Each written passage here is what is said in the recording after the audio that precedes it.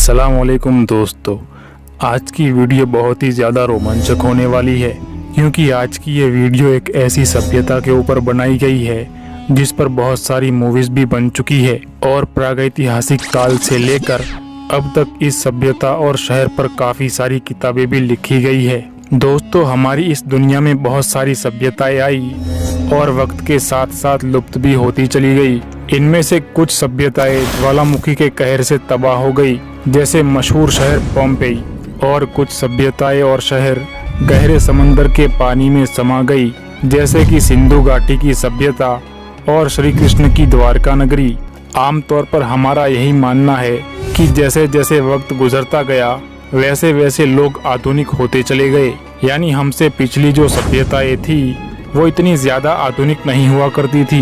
लेकिन दोस्तों, जिस सभ्यता के बारे में आज हम बात करने वाले हैं उसका इतिहास जानकर हमारी सोच गलत साबित हो सकती है।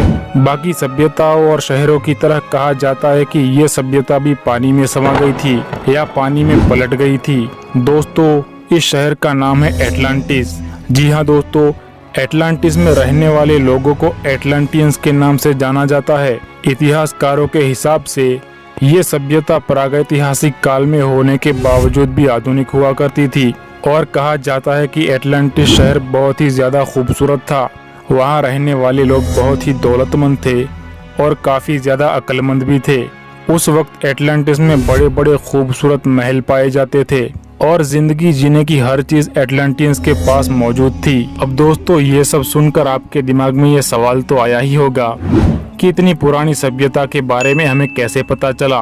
तो दोस्तों, आज से तकरीबन 2400 साल पहले एक मशहूर ग्रीक फिलोसोफर जिनका नाम प्लेटो था, उन्होंने अपने दौर की सारी धार्मिक और बड़ी बड़ी किताबों को पढ़कर इस एटलांटिस शहर के बारे में लिखा था।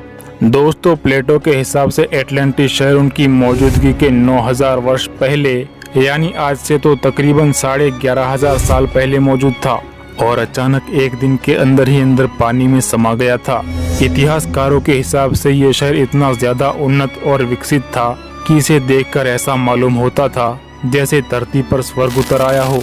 इस शहर के बारे में काफी कुफरिया अफवाहें भी उड़ाई जाती है। कहा जाता है कि इस शहर में आधे इंसान रहते थे, वहीं पर आधी आबादी देवी देवताओं की होती थी। प्लेटो आगे लिखते हैं कि एटलांटियंस लोगों में काफी अमीरी आ गई थी और वो लोग खुद को दूसरे लोगों से बेहतर और ऊपरी दर्जे वाले समझने लगे थे और इसी की वजह से उनमें काफी तकब्बुर आ गया था और वो लोग अब हर वक्त इसी गुरूर में रहते थे कि पूरी दुनिया में उनसे बेहतर कोई नहीं। और दोस्तों, इतनी अमीरी और तकब्बुर आने की वजह से उनके काम भी दिन ब दिन खराब होने लगे थे। प्लेटो का कहना ये था कि वो लोग खुदा के खिलाफ खड़े होने की जुर्रत करने लगे थे और अपने आप को ही सबसे बड़ा समझने लगे थे।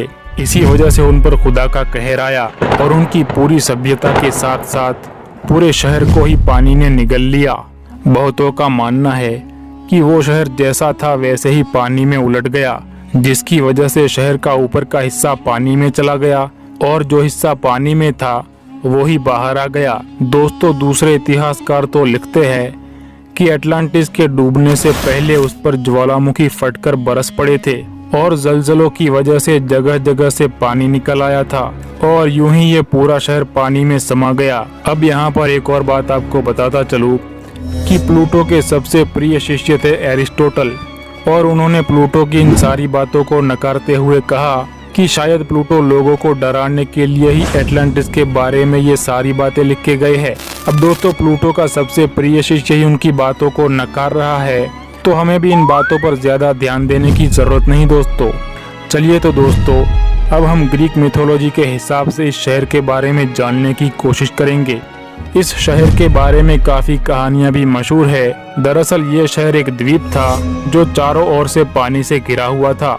यहाँ के लोग आत्मनिर्भर थे और तरह तरह के पौधों और फलों की खेती करते थे और बड़ी बड़ी आलीशान और खूबसूरत इमारतों की तामीर भी करते थे। इमारतें बनाने के लिए ये लोग काले और लाल पत्थरों का इस्तेमाल करते थे और ये लोग दुनिया की सारी धातुओं के बारे में भी जानते थे। साथ ही साथ इन धातुओं का इस्तेमाल भी कर चुके थे।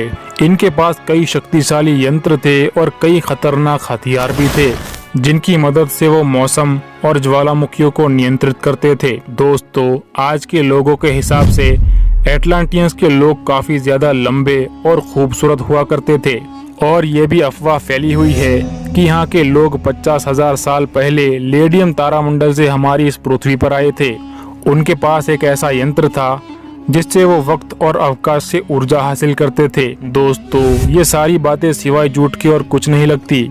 आपकी इस पे क्या राय है कमेंट करके हमें जरूर बताएं। दोस्तों, ग्रीक मान्यताओं के अनुसार इस शहर का निर्माण पोसाइडन ने किया था। पोसाइडन को ग्रीक लोग समंदर का देवता भी मानते हैं। दरअसल पोसाइडन को एक बड़े द्वीप की खोज थी और आखिरकार उन्हें एक द्वीप मिल गया जिस पर बेहद खूबसूरत लोग रहते थे और वहीं पर उन्होंने एक खूबसूरत लड़की को देखा जिसका नाम क्लीटो था। पोसाइडन उस लड़की को देखते ही उसके प्यार में पड़ गए और उससे शादी भी कर ली। और दोस्तों, उसी क्लीटो के लिए पोसाइडन ने एटलांटिस नामी शहर को बसाया था। ये शहर इतना ज्यादा बड़ा था कि पोसाइडन और क्लीटो के बाद उनके 10 बेटों ने शहर के अलग अलग हिस्सों पे अपनी हुकूमत कायम की थी। अब दोस्तों, वक्त के गुजरते पोसाइडन को क्लीटो पे शक होने लगा था और उसी की वजह से पोसाइडन ने क्लीटो को दुनिया की नजर से दूर रखने के लिए एक बड़े पहाड़ पर कैद कर दिया था, जिस पहाड़ को बाद में हेल ऑफ क्लीटो के नाम से जाना जाता था। अब वैज्ञानिकों के दिलों में भी काफी ज्यादा सवाल पैदा हो रहे थे कि अगर इतिहास में ऐसा कोई शहर था तो आखिरकार ये शहर किस जगह मौजूद था और किस जगह पानी में समा गया था। तो दोस्तों, प्लेटो के हिसाब से ये शहर अटलांटिक समंदर की तह में होना चाहिए। वहीं कुछ शोधकर्ताओं का मानना है कि ये शहर स्पेन में हो सकता है और कुछ एक्सपर्ट तो यहाँ तक कहते हैं कि ये शहर एंटार्क्टिका के बर्फीले इलाकों में छुपा हो सकता है। लेकिन असल में तो आज तक इस शहर की हकीकत बस एक रहस्य बनकर ही रह गई है। इसी शहर से जुड़ी एक और बात आपको बताता हूँ। दोस्तों, एडगर केसी नामी वैज्ञानिक ने एटलांटिस की काफी सारी मालूमात इकट्ठा की और इस पे अपनी राय रखते हुए कहा कि एटलांटिस एक काफी उन्नत सभ्यता थी जो मेक्सिको की खाड़ी से लेकर जिब्राल्टर समुद्र तक फैली हुई थी। एडगर के हिसाब से डिमिनी एटलांटिस के पहाड़ों में से एक पहाड़ है। एडगर लिखते हैं कि आज से 12,000 वर्ष पहले समुद्र की सतह आज से 300 फीट नीचे हुआ करती थी और बहुत सारा भूभाग जो आज पानी के अंदर है वो उस वक्त पानी के बाहर टापू के रूप में मौजूद हुआ करता था। उनका कहना है कि एटलांटिस को उस वक्त जमीन के बहुत नीचे वाले हिस्से में बसाया गया था, जिस वजह से जब समंदर का पानी बढ़कर ऊपर आने लगा तो बाकी जमीन के साथ साथ एटलांटिस भी पानी में समा गया। कहा जाता है कि एटलांटिस के तबाह होने के बाद बचे हुए कुछ लोग इजिप्ट और युकाटन के पेनिनसुला की तरफ चले गए थे और वो अपने साथ अपनी आधुनिक तकनीक भी लेकर गए थे। एडगर ने आगे लिखा कि एटलांटियंस के लोगों को ये पता था कि उनका ये शहर एटलांटिस डूबकर तबाह होने वाला है और इसी वजह से उन्होंने एटलांटिस से संबंधित कई सारे सबूत इजिप्ट, बिमिन और युकाटन में छुपा दिए थे। दोस्तों, इस साइकिक एडगर केसी ने काफी सारी भविष्यवाणियां भी की थी जिनमें बहुत सारी सच साबित हो चुकी है। उन्होंने एटलांटिस के बारे में भविष्यवाणी करते हुए कहा था कि आने वाले वक्त में एटलांटिस की खोज बहामास में होगी, यानी उनके हिसाब से एटलांटिस बहामास में मौजूद हो सकता है।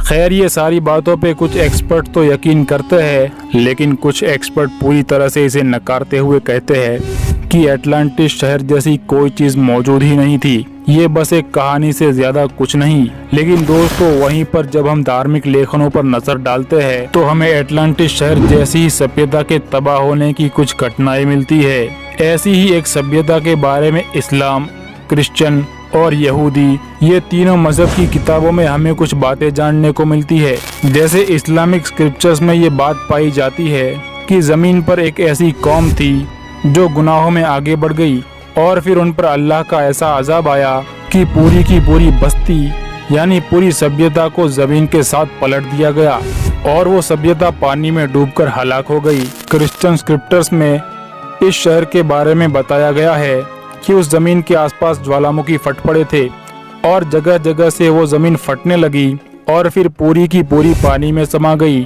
और यहूदी धर्म में भी कुछ इसी तरह से लिखा गया है कि उस जमीन पे खुदा का अजाब आया था और वो जमीन पानी में पलट दी गई।